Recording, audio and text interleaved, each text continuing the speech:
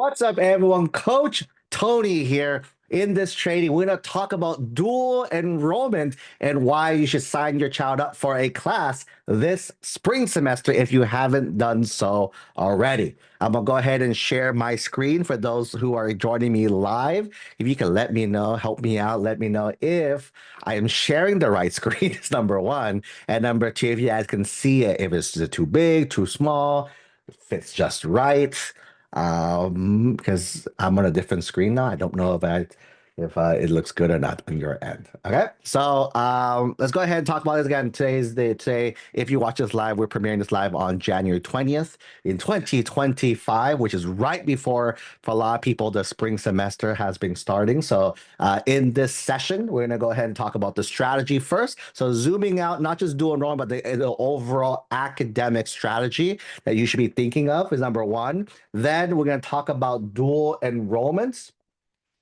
what it is, and also the comparison between dual enrollment and other AP or IB courses. And if you stick around, we'll show you the exact step-by-step process for finding dual enrollment classes. Okay, so we're going to talk about that today. So a quick little housekeeping items. If it's your first time joining us on these sessions live or watching replay, go ahead and share your high school grades in the chat. This kind of helps me kind of figure out who's here in the room, so I can kind of customize the tray a little bit more towards the families who are here live. So it looks like in the chat, we got several ninth graders, we got several 10th graders, and 11th graders as well too. You have an 8th grader here who's starting early. Love it. Even a 7th grader who's here starting early as well too. Very, very nice. And as you guys have questions along this training, go ahead and use the Q&A box. I think it's down here. Go ahead and use the Q&A box, start dropping questions, any and all things there. This call is recorded. We will have the replay and the notes available for you guys within 48 hours. And I'll give you guys information how to access that at the end of this call as well too. Okay. If it's our very first time meeting, my name is Coach Tony. I'm actually a former UC Berkeley admissions reader. So I used to read apps on the back end, recommend yes and no to students. I read over the 20,000 applications. You start to learn a thing or two about what gets a student in or not. After that, I got to work as a former UCLA outreach director, helping more students across California. I actually opened my own high school after this time, and I became TikTok's first college admissions partner over the last 16 years. I've been helping families get into all the top college you can think of, a lot of the schools in the California region. That's kind of where I'm from. UCs, privates.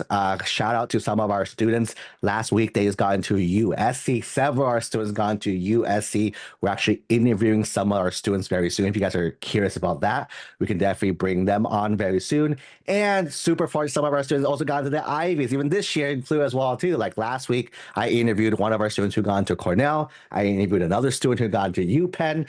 Next week, if you guys are free, I'm actually interviewing one of my students who got into MIT as well too. So very, very proud. They are incredible as well. Okay, so back to this trading. What we're gonna do is talk about the dual enrollment strategy. So first off, let's go ahead and talk about academics, right? So really quick in the chat, let me know if this font is too small. If you guys want it bigger, if it helps if it's a little bigger.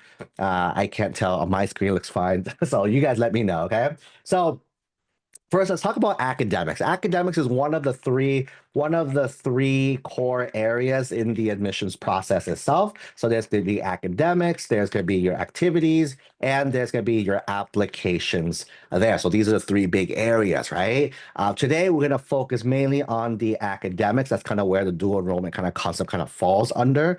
Of the three, for those who are paying attention, right? These three are not equal. In fact, academics is actually the least important of the three. Not saying it's not important, but in the admissions process itself, academics is one of the least important facts compared to the other two. Like I'd rather encourage you guys have your child spend their time on their activities and then make sure their application is done really well. Because how many students have you seen with a good GPA still get rejected, right? So it's not only about academics. That is not the big main factor. There's other areas that are more important.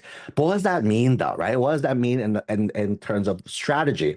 With here on our program, we like to recommend families work smart through the process, right? Work smart through this process. Things that are important, let's spend time on it. Things that are not as important, let's spend a little less time on those specific areas too. So knowing that academics is one of the least important areas, not saying not important, still important, least important, our goal here is to spend less time in academics, right? Spend less in academics. However, right, you still want to make sure everything the readers are looking for are still there, right? Meaning we want to make sure that your grade trends are still strong, right? Meaning as many grades as you can, more A's the better, of course, right?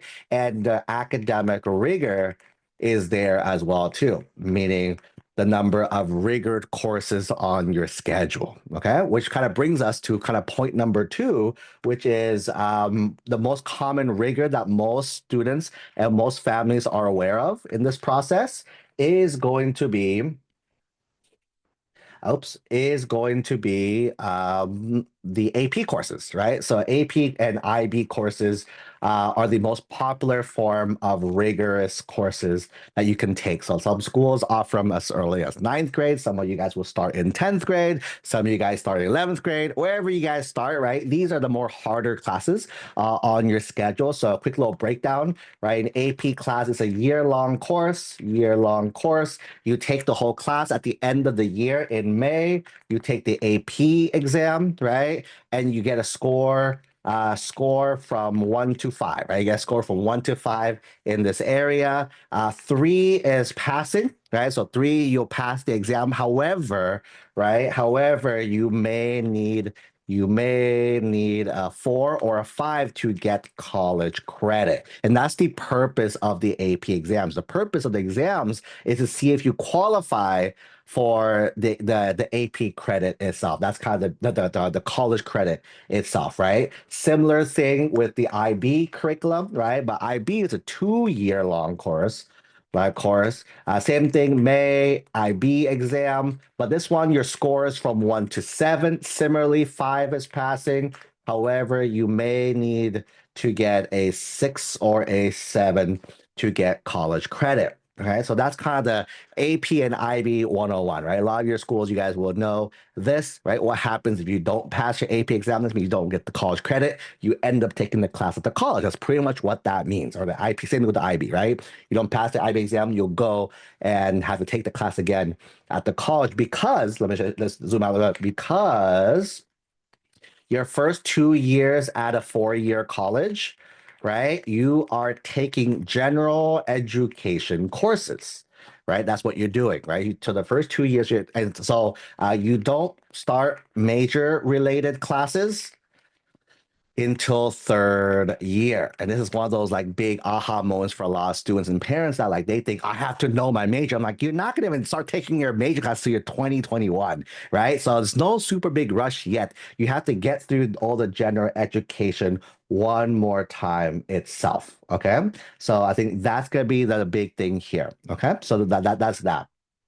That being said, right, that's all kind of SEP information. Let's talk about dual enrollment. That's why we are here today, right? What is dual enrollment? So it goes by a lot of different names. You might hear as concurrent enrollment as well too. Some other states call it different things where it is, but the idea is you are enrolled at your high school and a college, right? So that means you're taking classes at a high school and a college together. So that's gonna be what the two of them look like in this case here. Okay, so that's gonna be the big one specifically.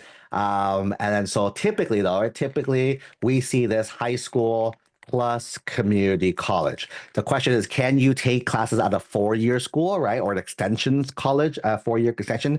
You could.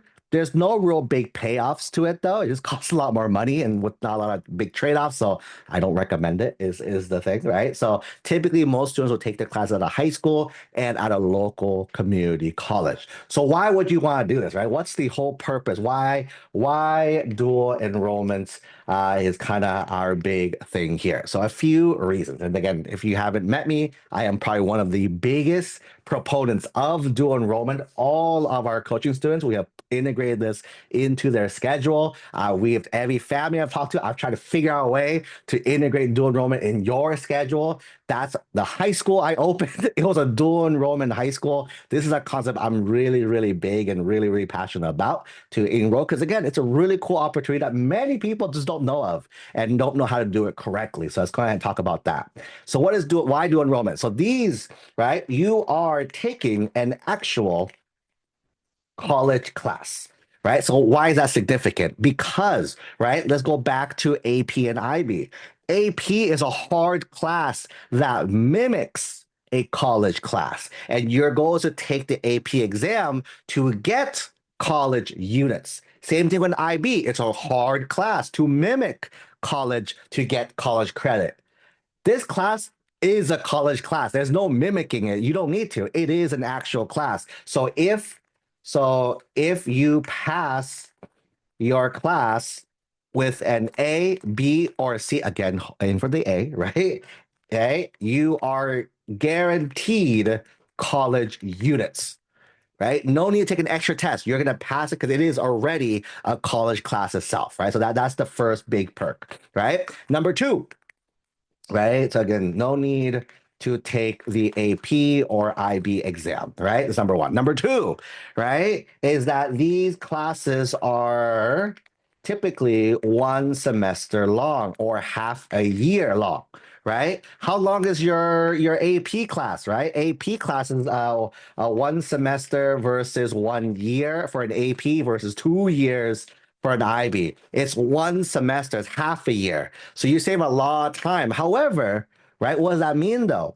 Right? The conversion rate from college units to high school credits, one college unit is equivalent to 3.3 high school credits. If you look at the college classes your child's taking, probably, a typical class is about 3 to 4 units. Do the math there, right? A typical college class, typical college class is about 10 high school credits. The guys know 10 high school credits equals 10 high school credits. High school credits equals 1 year.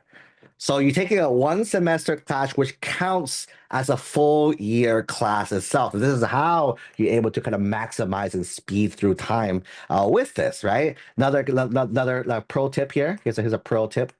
Here's a pro tip for anyone taking language classes at the community college, right? Language classes at the community college, when you look it up, it's typically 5 units, right? 5 units, do the math fast. 5 units times 3.3, that's 16.5 high school credits. That is 1.5 years of high school as well too. So again, for those of you who know in the California, you need to at least 2 years of language, 3 years is extra, right? If you take 2 semester classes, that's the same as 31, 32, 33 high school credits. That's 3 years of language. So 2 semesters out of college is equal to 3 years out of high school. And that's just perk number two, right? It's number two here. The classes are a lot shorter.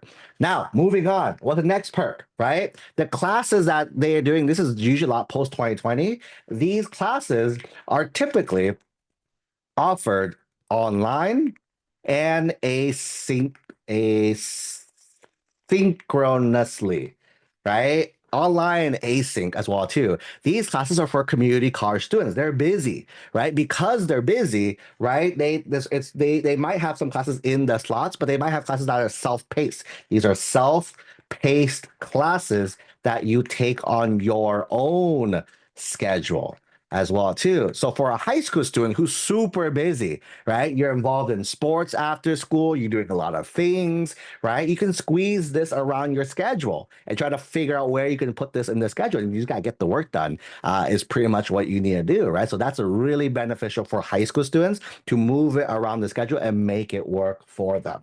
Okay. And here is probably, I think, the coolest perk of dual enrollment, right? You get to select your professors. right? In high school, parents think about this, right? You probably heard of stories of your child being scared to take a class because that teacher is notoriously hard, right? I don't want to take that Mr. John because Mr. John is super duper duper hard, right? And they're scared, oh my God, I'm gonna get a bad grade, right? But in high school, you don't really have a choice, right? In high school, there's only one teacher, one class, and that's it. However, at the college level, right, typically one class has multiple professor offerings, right? So one class has a few professors, three, five, six professors to choose from, right? And what we want to do, right? There are some hard professors, right? Just like in high school, but there are some easy professors as well too. So why you gotta make life a little harder? Let's just try and get the easiest class that we can find. So what we want to do here is we want to look for the easiest professor. So you want to look up, it's called ratemyprofessors.com, right? Use that website. It's gonna be a directory of all of the professors who are there. Look it up, and you're looking for the words. This professor is easy. This professor is easy, or this class was easy.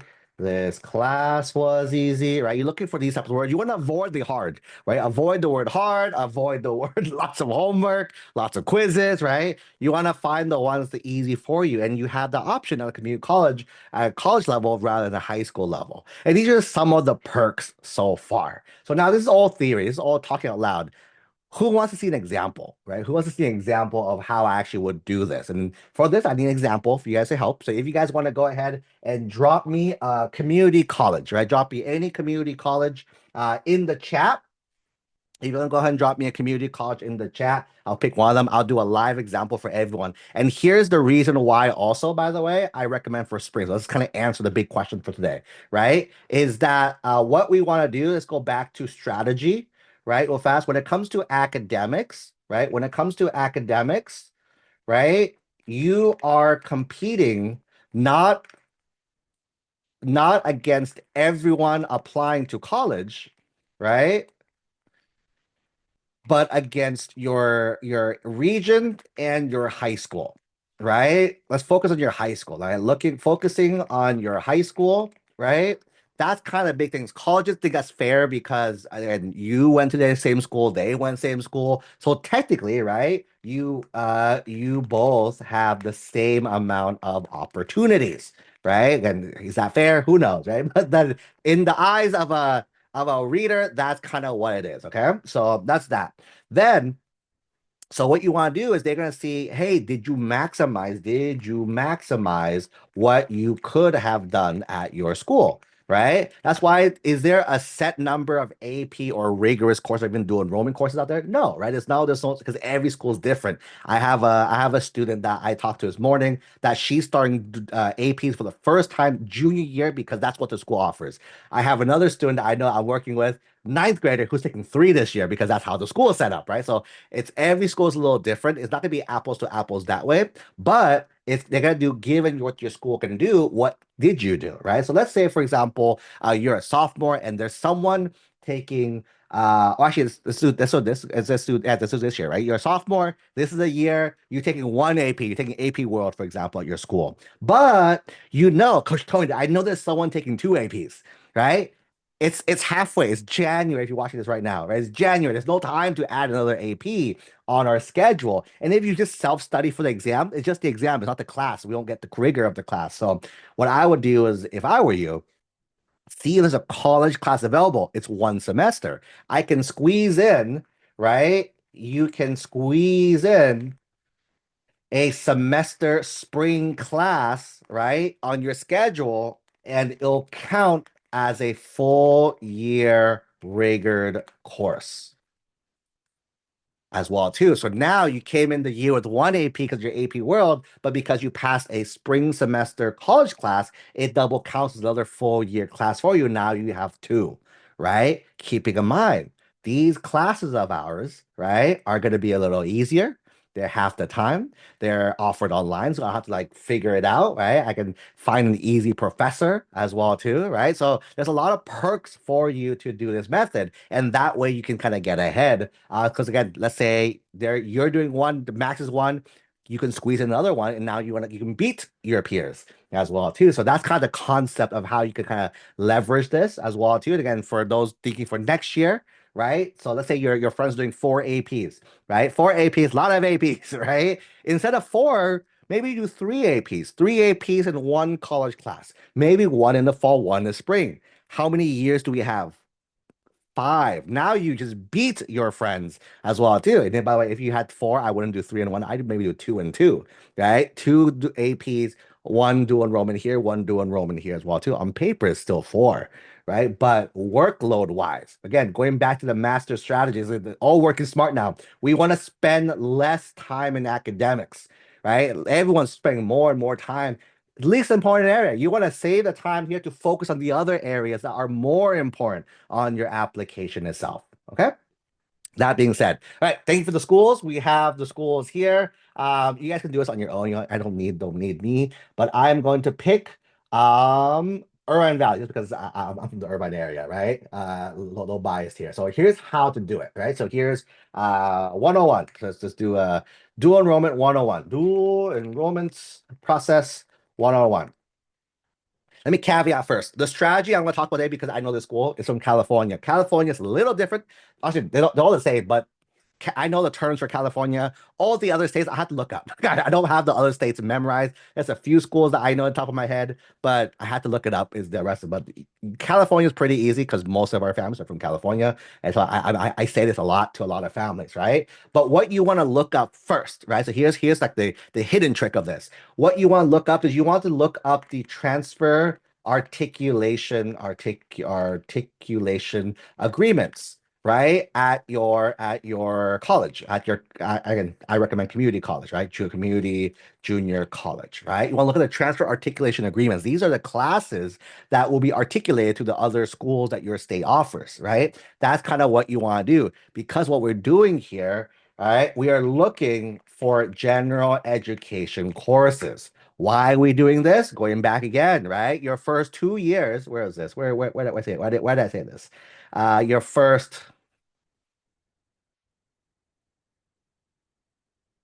I don't know where I wrote it. I wrote somewhere. I'm sure. I swear I wrote. Here you go. Yeah, your first 2 years of your college, you're taking general education courses. So whether you go to Berkeley, UCLA, whether you go to UT Austin, you go to Duke, you go to UPenn, you go to Harvard, wherever you go, your first 2 years of college, you're gonna do general education courses. Right? You take your math again, history again, English again, science again, all the classes again one more time. That is why the AP exams exist because you take the AP exam, you get exemption from those classes, right? If you don't do AP exams, you can do the college class, get it exempted as well too. This is the big thing. A lot of our students, let's say for example, I'm a computer science major. A lot of kids like to do computer science classes, which is fine. It's not wrong at all. It's good. It shows you that you like computer science. However, when you look into it, not every class is transferable. It might be transferable to one school, but it might not be transferable to all the schools. Again, what do we like to do, guys? We like to work smart. So I want to, just like a chicken nugget, I know it's not sanitary. I like to double dip, triple dip, get my things to do, hit as many boxes as we can to save us time and save us money. It's kind of the big thing for us, right? So what you want to do is look at the articulation agreements for your state. In California, right? Because the schools in California, it's called the egelloC. The egelloC is the intersegmental general education transfer curriculum. I get you. So it's fun word to say, right? So looking for the egelloC. Every state you have your own kind of word for it as well too, right? So what you want to do is take classes only from this list because this list is transferable to all your state schools and right, and it'll be transferable to a lot of private schools as well too. So that's kind of the key of this, right? So I want to again double dip as much as I can here. Okay. So here's the step-by-step instruction. Again, our example school was Irvine Valley College, right? So let's say I want to go to Irvine Valley College. First thing I'm gonna do is I'm gonna look up Irvine, look up I'm gonna shorten it IVC I get C, right? But I'm gonna actually write the whole word out. But on Google, I'm gonna share my I'm a different tab. Can anybody still see a tab? I think we can. I think we're still good. All right. Let's zoom it up. I have a big screen. All right. So I looked up IVC I get C again. If you're in your state, look up your state's code word, right? Is all it is. Then after that, just pick the first, second one. Again, this is just the CC, same one, just different years. The years don't matter. Try to pick the most recent one, of course, right? If you can. Some schools are not updated, so and then it doesn't change too much either. You'll see. So just that. So I'm gonna click on this first one here. And here at IVC here, it's a list of classes, right? It's a table. In California, it's like this. Other states, it's more like a big list of stuff as well. But then, and you'll have a list of classes that you can take. So in California, there are California families, right? California families, I get C has 6 to 7 areas, right? Area 1, area 2, area 3. Oops, oops, oops. Area 3, area 4, area, oops, oops, area 5, area, oops, again, oh my goodness, area 6, right? So area 1 is going to be your English classes. Area 2 is going to be your math class. Area 3 is going to be your arts and humanities classes. Area 4 is going to be your social behavioral science classes. Area 5 is going to be your science classes. This is going to be your language classes as well too, right? Language other than English. English other than English as well too. So that's going to be your 6 areas. If I were you, I would have everyone, not just whoever it is, everybody start with your arts and humanities and social behavioral science. In California, it's area 3, area 4. In other states, it's not 3 or 4. You states have it like different categories. Like some states have like a letters requirement. Some just have blocks of text. Some just call it the art requirement, the social requirement. You want to take classes from this list specifically. Why? Because it's easy. So people ask me like, well, why those classes? I'm like, oh, because it's the easiest one. What I want to do is I want to help our students get an easy A on their very first class. Because that not only does a few things. Number one, it builds their confidence. You're in a college class as a high school student, and you got an A in your class. How cool is that? Number two, we're proving that our students can do fine to the counselor because the counselor is gonna be scared. Keep in mind, I've pushed this so hard the last like decade plus. Most counselors hate this. I mean, and then the reason I don't like this is it's not free. For a lot of you guys, it's free, right? But for someone has to pay for the class, is usually the schools who are paying for the class. That's kind of a big reason why they don't want to widespread this and tell everyone this, or else everyone's gonna do this as well too. Okay. So what I would recommend, start area 3, area 4 classes here. The most popular, if you're lost, you have no clue what to do. The 3 most popular classes that we our students typically take is gonna be arts, music, and theater classes. And for area 4, the most popular classes is anthropology, sociology, and psychology, right? So these are the 6 most our students take them, they love them as well too. So I'm gonna go back to my list, right? So those of you guys in IVC as well too, I'm gonna go to area 3. Here's the list of classes I can take. Any class from this list works. You don't have to take the art, music, theater. Pick whatever good. If you like Chinese, go and do Chinese. Like be my guest, whatever you want, right? So for me, I'm gonna look at this list. I'm like, okay, cool. So these are classes here, and scroll down. Here's area 4, right? Social behavior science, right? Look at that. There's anthropology now. There's the psychology and sociology I recommend. There's other ones too. There's kinesiology for our students who love like the movement of body. There's health. There's history, economics. So there's tons of types of classes out there. Just pick the one that you like the best. Is all right. But again, my goal is easiness. So let's say we want to do area 4. Let's say we want to do sociology, right? One of my things I tell families, like if I was to go back to college, I'd be a sociology major for sure, right? So you see there's a lot of numbers. These are different classes. I recommend pick the smallest one. There's no benefit. There's no perk doing a bigger one. There's an honors class. There's no perk doing an honors class. Just pick the lowest number that we can find. Again, if you want to be a superstar, feel free to, but again, there's no huge advantage at all for anything, right? So let's say I do sociology 1. So what I'm going to do is I'm going to look up now the class schedule. So I'm going to go to Irvine Valley College class schedule. Same thing, type in your college, type in the word class. schedule, right? So next step, I'm gonna put on the notes, right? I'm gonna look for search up the class schedule, right? So college class schedule, all right? So you follow along there. What I'm looking for is what classes are available now. So you look, they're all gonna be a little different. So here is spring. You can see here, so here, right? So here's spring and here's the classes. So what class are we taking again, guys? We'll go back to my sheet. I want to do sociology 1, right? So let's look at sociology 1. I'm gonna go down, click sociology, and then once you click on it, it's gonna pull up all the classes on it. This is live, so you'll see that there'll be classes that are full and some that are available. Our students, by the way, our coaching families, we started telling them to sign up back in November when it opened. So keep in mind that school starts in like a week. So the searching that we'll do today, if we get lucky, we'll probably find a few, and that's kind of why I'm doing the training now. If we get lucky, we can sneak you guys into certain classes as well. Okay, so here's sociology number 1. Sociology number 1, you can see if I scroll down, here's the honors. Let's skip that. Let's look at 1 only. And there are only 2 classes with open seats. Unfortunately, though, these are both in-person classes that I think a lot of our students probably cannot do. So just a heads up, this probably won't be a good choice for you, but I'll walk you through the examples so you guys can know what I mean as well too, though, right? So in here, you'll see, look, classes are full. Keep in mind that classes open for spring semester in November.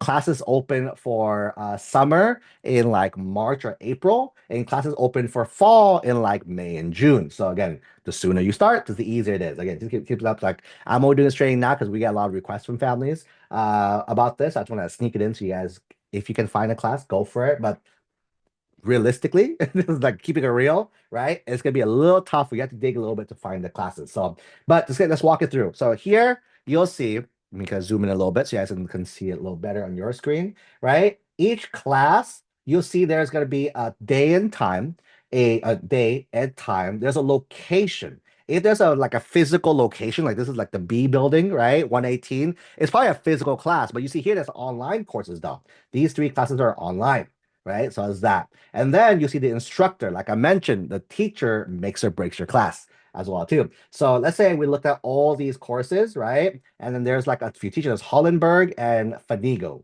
right? Fanigo as well too, right? But let's keep it real. Like let's say assume they're all available. And I'm a high school student. I probably can't come to the school because during these hours I'm in school, right? So I'm gonna go to online. These 3 are all online, but they're all taught by the same professor, right? So it doesn't matter which one I pick. I just got to pick one to get in the classes all, okay? So what I'm going to do now, I'm going to look up the professor and see, is this a good class? Just because there's room doesn't mean we should do it, okay? In this case, we don't have room, but in case we had room, like I mentioned, we want to go to a site called ratemyprofessors.com, right? Once you go to ratemyprofessors.com, we want to go ahead and look for our teacher. So look for our school first. Irvine Valley College, right? Here. And then what's the teacher's name? I don't remember the teacher's name. Hollenberg. Hollenberg here. Robert Hollenberg, sociology. It looks like the right person, right? I'm gonna go ahead and click their profile. So now when you open this profile, you see a few things, right? You see an overall rating, 4.5, 4.3 out of 5. That's pretty good. 145, that's a lot of ratings. That's pretty, really, really good. How many people take again? 90%. That's a really high number. Difficulty, you want as low as you can. 1.9 is pretty good as well, too. Look at the reviews. A lot of 5 stars, a few 4s, 3s, and again, these people probably got Fs.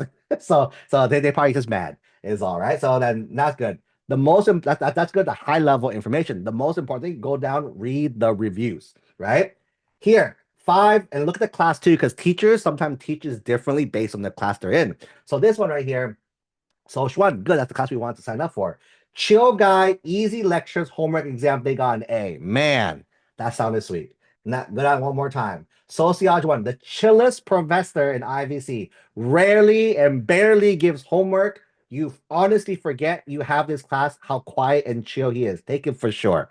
Parents, if your child heard that, do you think they'll run to take this class? All right, next one. Social 1, runs a straightforward class. Lectures are clear. Workload is manageable. Use the free textbook plus tools like Unstuck help me stay on top. Enjoyable, rewarding experience. That sounds pretty good to me. One more. Even though reading the textbook was time consuming, I found the material to be interesting, not that boring. Short quizzes every week on the chapters we read and some discussion posts, midterm files with only big exam. One writing, easy, doable, offer extra credit by submitting study guides. So this person got an A plus too. So again, the more you read, I'm like, man, this would have been a great class to sign up for, right? If we had the availability, but they're not. So what we do now, we go find another class, and that's pretty much what the search process looks like, right? We go find another class. Let's jump to psychology. Let's see if our luck changes for psychology as well too. I doubt it, but let's try it one more time, right? So psychology, what number are we looking for? Psychology 1, right? What we're looking for here. Boom, psychology 1. There is one open class, and it's online. Look at that. One online class, two online classes. Two online classes. All right, so we're in luck so far. Two online classes. This is taught by Cassins. There's also so Cassin's the only teacher. So either one, right? Either one, and it looks like online 3 hours. This one's online. Perfect. Awesome. So technically, both are good to go. So let's look at the process. Let's cross our fingers. Teacher's good, right? Let's Google Cassins, right? Michael Cassins, is that right? M. Cassins, it is Michael Cassins. So I'm gonna click on Michael Cassins. Oh, look at that, right? Reviews 4.6 out of 5. Not as much as the other teacher, right? But this one has 300 reviews, 2.2, and then a little more. But look at the number of 5 stars compared to all the little ones, right? So reading through here, Psych 1, super entertaining, engaging, easy grader, grader completion, easy extra credit. Provide study guides, encourage accept late work, long lectures, 4 or 5 hours a week, heavy workload, spend the whole day in class. Too much though, but love the class. Ooh, so far not bad, right? Again, we know we should expect to study and do stuff in class, but again, relatively easy, right? Next one, Psych 1, nice guy, deeply cares, extra credit, curved, super lecture heavy. Lectures are long, segmented, spaced out. So again, sounds like again the class is easy. It's just a lot of work. There is work in this class as well. So if let's say my student's super busy, has no time to breathe, I might not consider this class, but if you have some their time in the room, right? Look at that. Right here, great guy, great examples, clear grading. Lectures were long, so again, that's a theme, right? Lots of homework. So again, we're knowing the class is gonna be easy. There is a lot of work. So if our student is busy, I will probably like maybe not this class, right? But if like, hey, we have time, we have work, it's gonna be easy. Let's go ahead and do it anyways. So because it looks like overall people really like this class, right? So I think that's the thing. So now let's assume, right? And for those of you guys who want to do this, right? There's like 3 spots left, 5 spots total. IVC. What I would do next, the next step. So once I find the class, right? I found the class. You want to look at the class code. Here's the class code. 61. Oh no, that's full. 6120, right? 6120. So once you find the class, right? Look up the class code, right? So in our example, right? Our example, we found 6172 and oops, and the other class is gonna be 6250. I would have both classes available for your counselor to approve because at the end of the day, you still are a minor. You haven't graduated from high school yet. You do need your counselor to sign off on it. As a result of that, right, you will have your counselor sign off on these classes and they'll know what to do. They'll help you with this process as well too, assuming you pick a local school, right? And you'll register for the classes. The reason why we do this and to have the class code ready is that your counselor, if you say, hey, I want to do enrollment, they're like, no, but you did the work. I did the work. I went through, looked at the classes, found classes are transferable, and I went and blah, blah, blah, blah, blah, blah. Right. And then this way, and this is how I would actually do it as well, too, and go through every single thing. Then I would find the classes to help us out there. Okay. And that is how I will sign up for classes for spring if you want to move very, very fast. All right. That was a fun training for you guys. From Q, we have some questions that are popping up in the chat. We'll go ahead and answer that. But again, if you guys were interested to get the notes, get the replay to this, go ahead and text us. I probably text you to get here. Text me back 949-298-6234. text the word notes or replay. We'll go ahead and grab you the notes for the replay to this training as well. And what for our families who are not yet part of our coaching families, and you like us to help you with this process or the rest of the process as well too.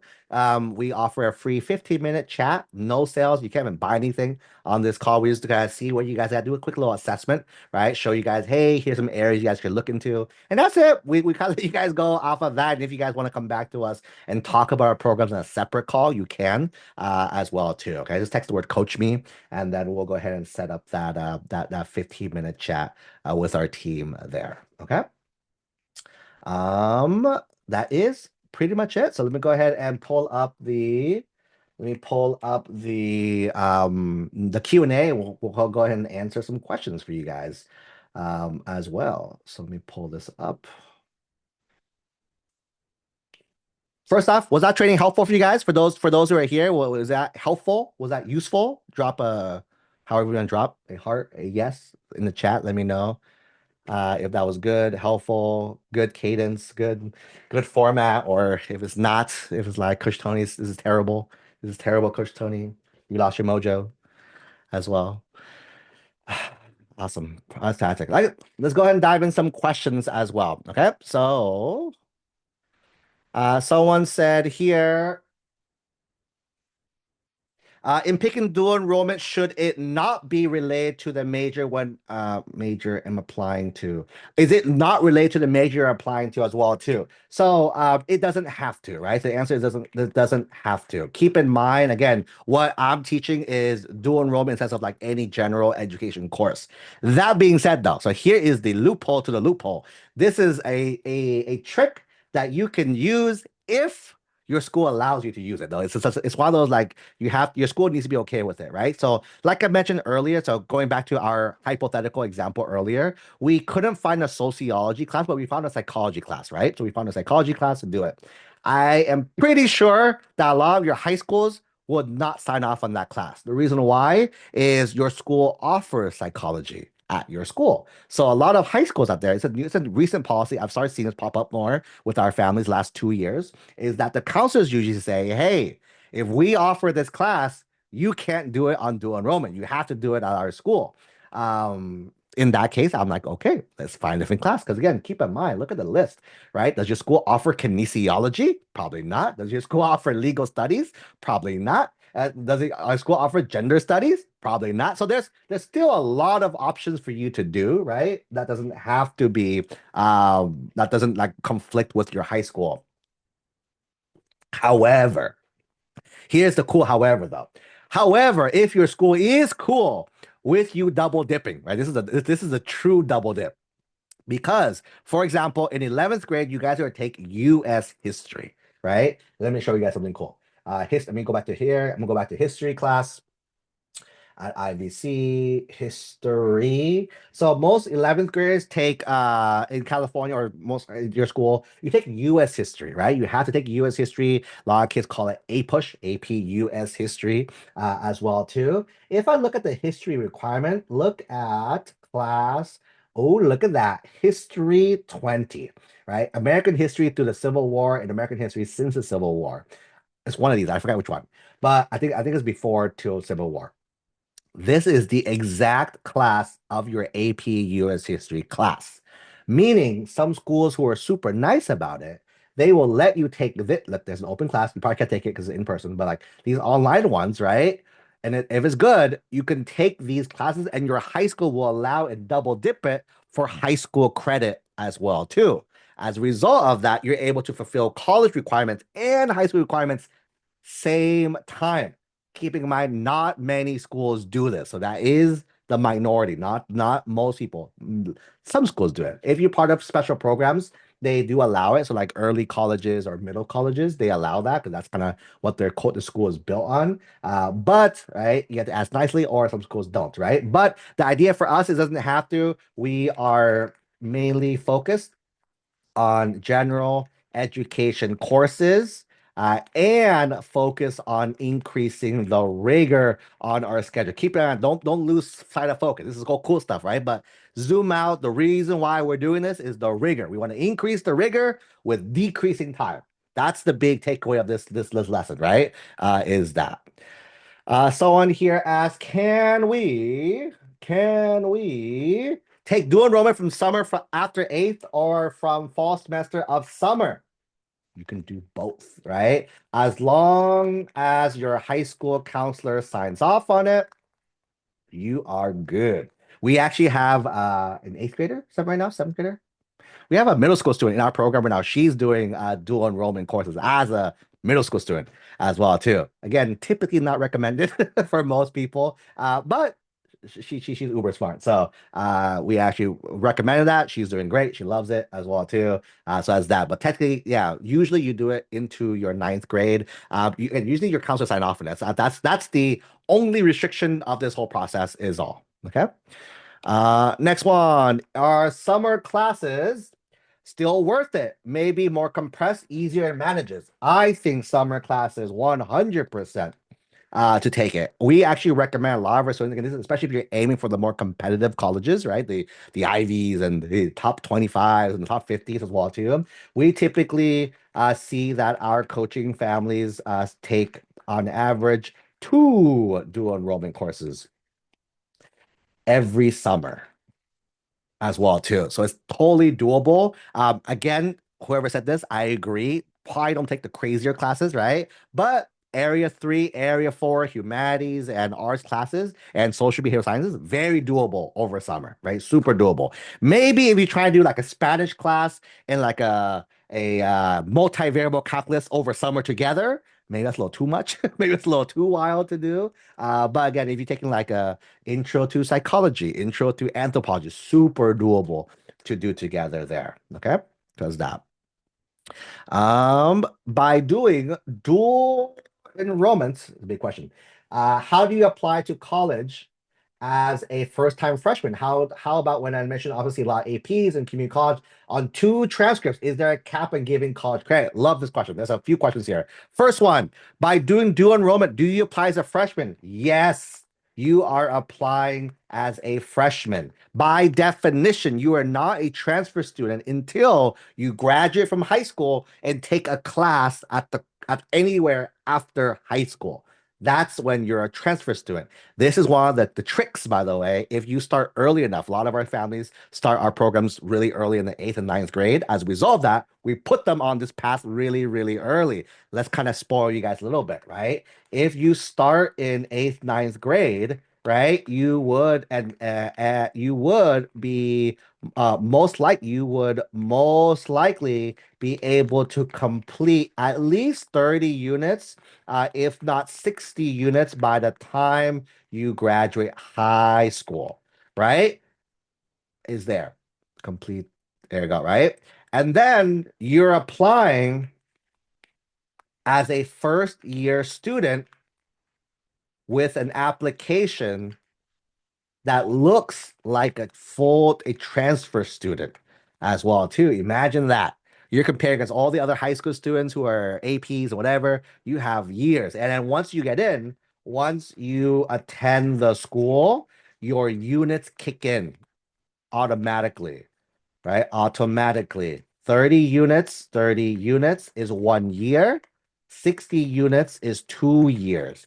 We have students with us who finished their 60 units. The student we interviewed at UPenn, like last week, I interviewed her. This is her exact story. She graduated UPenn with this, so potentially she could have graduated early. Because her 2 years will kick in automatically once she gets in, and she'll go. She's in a special program though, so that kind of disqualifies her a little bit from that as well. She's doing accelerated nursing and business program from Wharton as well too. So kind of irrelevant, right? But for most other schools, though, your 2 years will kick in automatically. As a result, you jump into third year standing. However, you have 4 years. You can slow everything down if you want. You can double major way more easier. You can double major minor way more easier as well. If you want to graduate early, you can graduate in 2 years because you're done with everything. So that's the ultimate perk of this as well too. So the answer is yes. The second question is, well, how about when they see a lot of AP exams and community college on two transcripts? Keep in mind,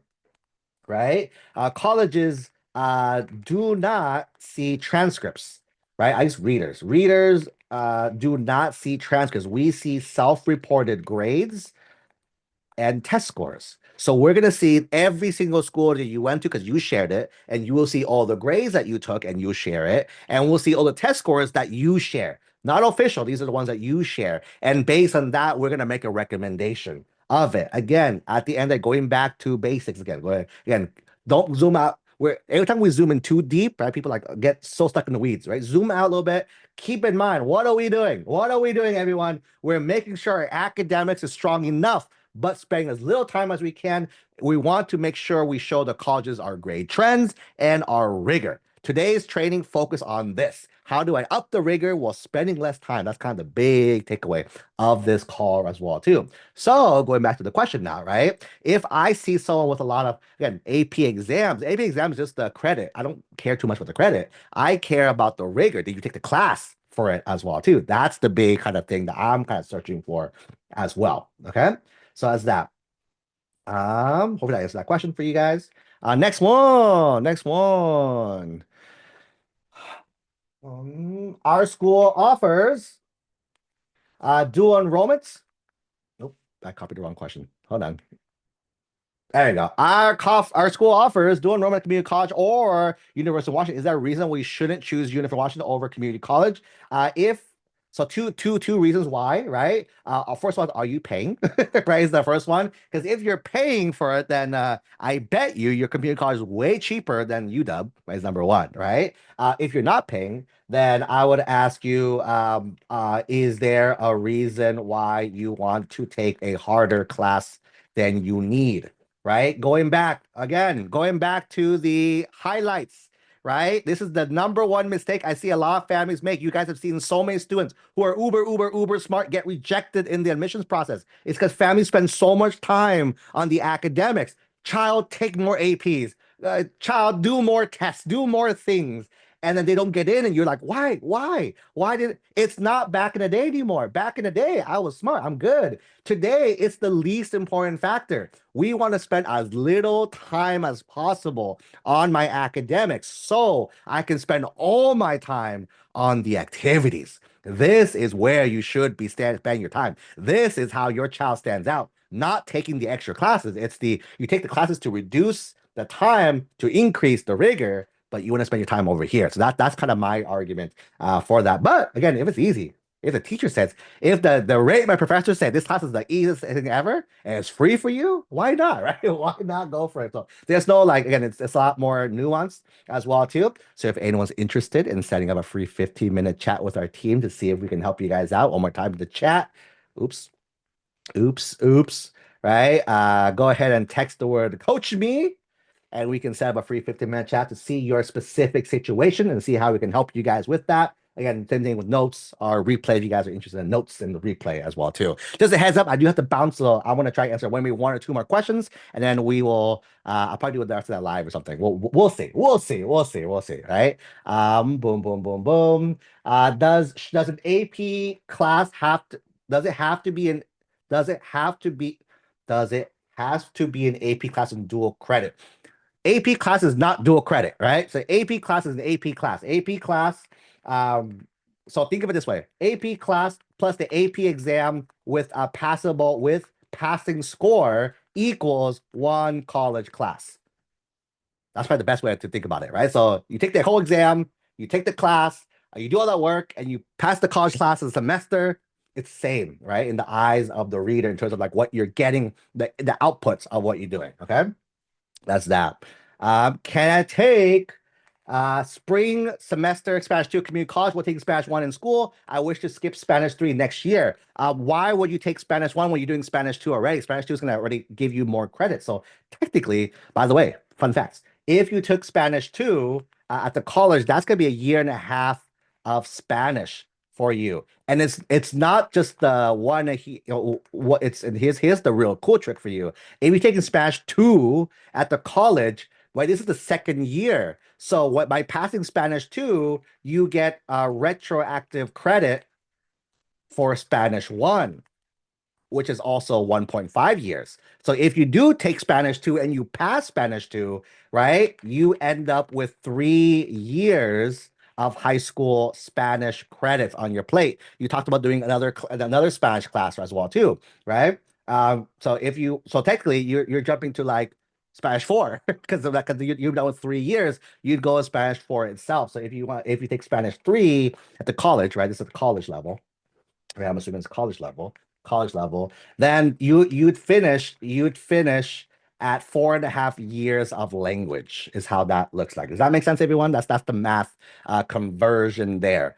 Someone asked, can you please repeat what I searched in the community college? You gotta rewatch the replay for that.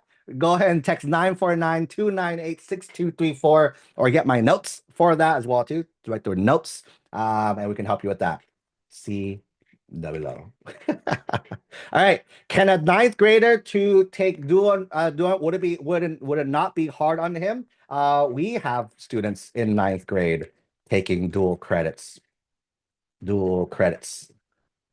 They're fine, right? Again, do the tricks, do the things. Parents get mad at me. They're like, Coach Tony, my child is struggling. I'm like, did you take iGetsy? Did you take the easiest professor? They're like, oh, we didn't look. I'm like, you break the system, man. Follow the system to the T. Find the class, find an online one if it's easier, right? And then find the easy professors. It's gonna be fine, is the thing. Do community college accept? I don't know that's the second half of that question. Do community accept what? What are they accepting? I don't know. It's gonna be a mystery to us. It'll be a mystery. Our school offers, I answered this one already. University of Madison, not Washington. Same thing. So the person Madison, same. Our high school pays. Cool.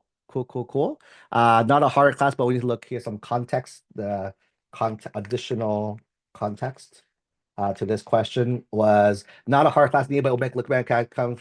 No, I don't think so. Again, our goal is to just increase rigor, right? And you're good, right? Focus on activities, right? Speaking of activities, right? Speaking of activities, those of you guys who are watching this live and watching it on the same time, this Thursday, I asked Coach David to do a training on planning for summer activities and summer opportunities. If you guys are interested in that one as well too, you can text us well. Just text the word summer, and our team will know what to do, and they'll send you the training link to join that one. It's a perfect timing as well too. It's for like if you guys have no clue what your child's doing this summer when it comes to the activity side of the game, right?